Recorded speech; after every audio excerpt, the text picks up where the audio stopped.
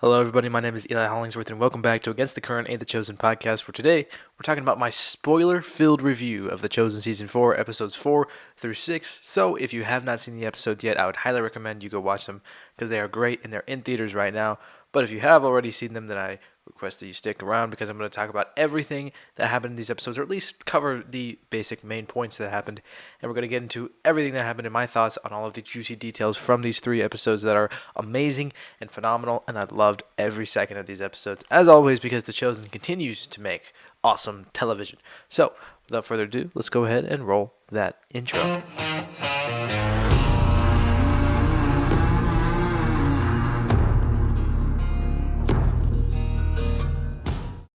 What a fantastic episode. This one we get the healing of Gaius' servant at the end of the episode. We get kind of the aftermath of the big event of episode 3, which is Raymond being stabbed and killed by Quintus. We get the little James and Thaddeus scene with Jesus that we saw on a live stream a few months ago. A lot of interesting things happened in this episode. This is one of the best ones. This one was lighthearted and it was more fun and enjoyable than the other really intense episodes, or especially episode 6, which was extremely intense with the stoning of Jesus, or the attempted stoning of Jesus that happened at the end of the episode. But all in all, episode 4 was really great. It was great to see the healing of Gaius, and it was interesting to me to see how they paired it up with James and John asking for Jesus to sit at his right and left hand. As well as there was that really cool scene at the end where Jesus was watching the oil being made and kind of seeing metaphorically him looking at crown of thorns, and that whole scene was just really interesting. The visual display of Jesus' crucifixion at the end, he hugs Gaius. That was just an awesome scene as well. But at the beginning of this episode, before the intro, we get Quintus being taken away to be arrested, and we don't see Quintus the whole rest of the time. We don't see Quintus at all the rest of these episodes. Now many people are speculating that he is going to be the soldier that says, truly this man was the Son of God at the cross, which is there is a Roman soldier who says, he says, truly this man was the Son of God, if you didn't know, in the Gospels as Jesus is dying on the cross after he has died. So now I guess it's between Quintus and Atticus, maybe? I'd say it's more likely Quintus than Atticus at this point.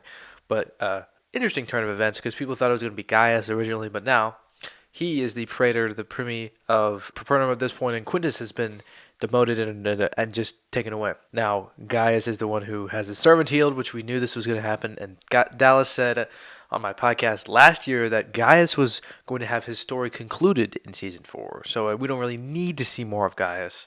I don't think he's going to have a big part at all in later because now we've kind of moved on from Capernaum. Like, we're done. Jesus has caused so much trouble in there that just as a basic TV show development, that's why Rama's death was a necessary plot point, right? Because in Capernaum, Jesus was stirring up so much trouble that, like, it can't just be, oh, the Roman people get really mad and then Jesus just barely escapes. Like, if they keep doing that and keep having that happen, story-wise, it just gets, like, the stakes stay the same. So we have to have something happen. Like, there has to be an actual consequence for Jesus' actions, just as a basic TV show plot level.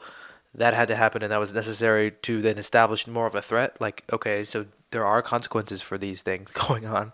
So Rama's death was a consequence for those actions. So now we've moved on from Capernaum because we don't really have to do with that anymore. Now we're on to Jerusalem. And so, like, because I know some people were asking me why Quintus, like, was taking place of Gaius, what the purpose of all that was. I think just on a basic story level, there's no more need to have a threat in Capernaum. Like, Gaius is nice. He's a nice praetor. He's on Jesus' side. So him being there just, I mean, there's no reason plot-wise. It makes no sense to still have a looming threat there in Capernaum. Makes a lot of sense. And then we see how he is actually believed in Jesus. And I love that scene between Peter, Matthew, and Gaius. That was an awesome scene. Really, really cool to see, and seeing him believe, and then getting the progression of him then being the one who Jesus heals without even being there. And again, I did think it was interesting tone-wise. It was a tiny bit off-putting, and I questioned it, but the phrasing of the scene of Big James and John and guys at the same time, interesting.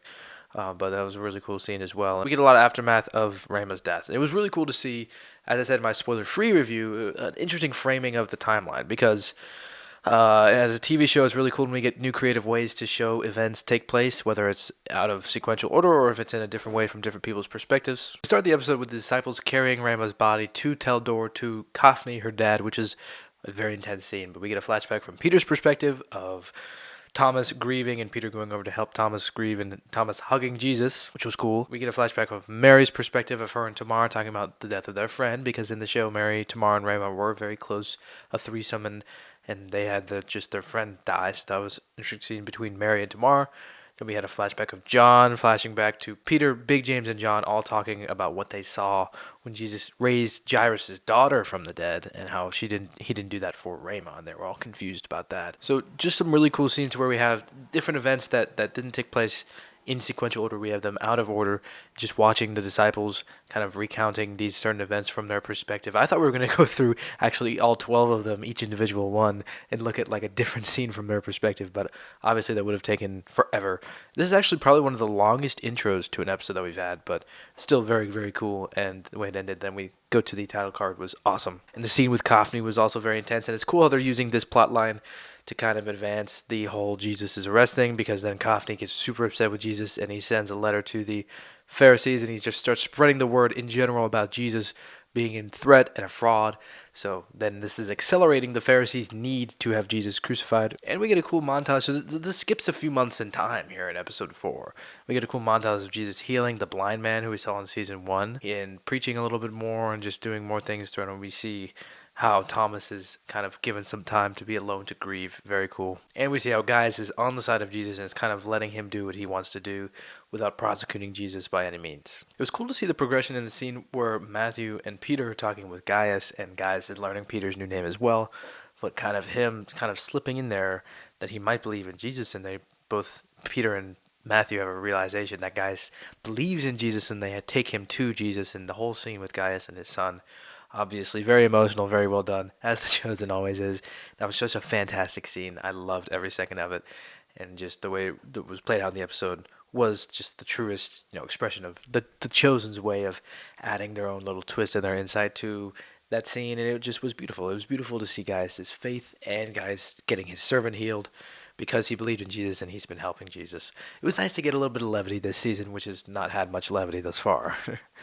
Mostly death. And again, that last scene with Gaius and Jesus at the end was really cool. Gaius hugs Jesus after Jesus is feeling weary and heavy laden about his disciples all asking for earthly things and looking at the things to come. And of course, season 4, episode 5, really awesome with the scene with the box and beating. A super funny and hilarious scene. When Simon Z kind of grabs Andrew and causes him to jump, really funny scene. And that scene, just the whole way it plays out with each disciple just kind of interjecting and adding their own little comedic bit. And just those group scenes are so well written. Again, Dallas, Ryan, and Tyler are world-class filmmakers. Now we get in the synagogue with Shmuel and Yusuf. We were following them a lot as Yusuf is trying to find a profession in the synagogue, something to do, and he picks the role of kind of reading prophecy and determining which prophecies have been fulfilled and finding which ones haven't been fulfilled.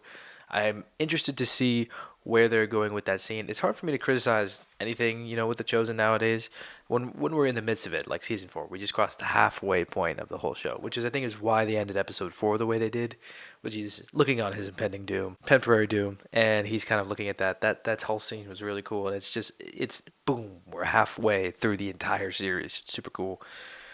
But it's hard for me to criticize anything like the Yusuf stuff where I don't really know where it's going and I can't see where they're planning on going with the Yusuf plotline. But they haven't finished it yet, and they've been working on this for years of their life. And when I mean Dallas, Ryan, and Tyler, the writers. They've really worked hard to procure a script that's really thought out, and they've planned things in advance. So it's hard for me to criticize or to say, I don't know, see where this is going, because, yeah, that's right, I don't. They've really worked hard to make a script that they think works, so they've really made something that they think is special.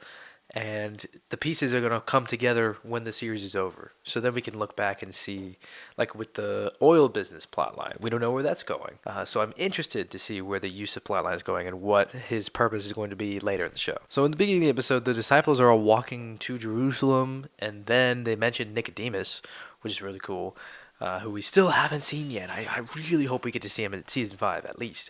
If not, I don't think we're going to see him at the end of season 4. But if only in season 5, that'd be amazing. But we get some more slow-mo walking, which is really cool. The disciples all walking in slow motion to cool kick butt music. Super awesome. And then we get the Roman scene, which we saw from the trailers, which was played out as just as well as I thought it was going to be, where the disciples are walking and they get stopped by the Romans and are forced to carry their gear for a mile. And Jesus suggests that they take them for 2 miles, which is a personification of the story from the Sermon on the Mount, where Jesus says if someone forces you to walk a mile, mile, go an extra mile. This was just the chosen, showing that this is something that did happen in Jerusalem. Like Matthew says out loud, which is not really for any of the other characters, but just for the audience. He says, it is Roman law that a Roman can force a Jew to take his gear with him for a mile. And we just see the disciples all kind of reluctant to do this. And Judas really getting really frustrated. And Judas's frustration is exponentially growing in these episodes 4 through 6. He gets much more frustrated and confused, is kind of going much more on his own than he was previously.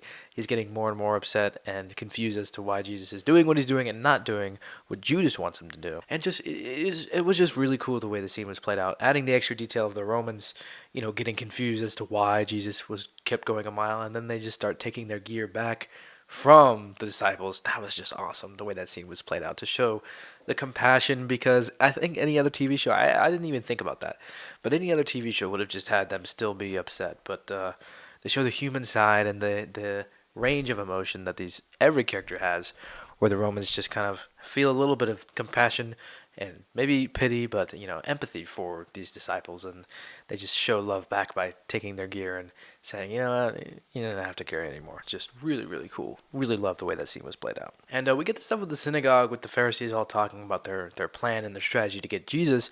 They mention Pilate's previous 2 offenses with the Jewish community. Now, I've actually talked about this in a previous video. I predicted that these things are things that really happened in history and that they might be included in the Chosen Season 4, and they were. If you want to watch my video, you can go ahead and click that right up there. Really proud of that, the way that turned out, and the way that ended up being included actually in this. So really awesome. And we still haven't seen Pilate yet, but I'm excited to see him, the very least, in episodes 7 and 8. When we come to Bethany, it was really, really cool to see the scene where we see the relationship between Jesus and Lazarus continue.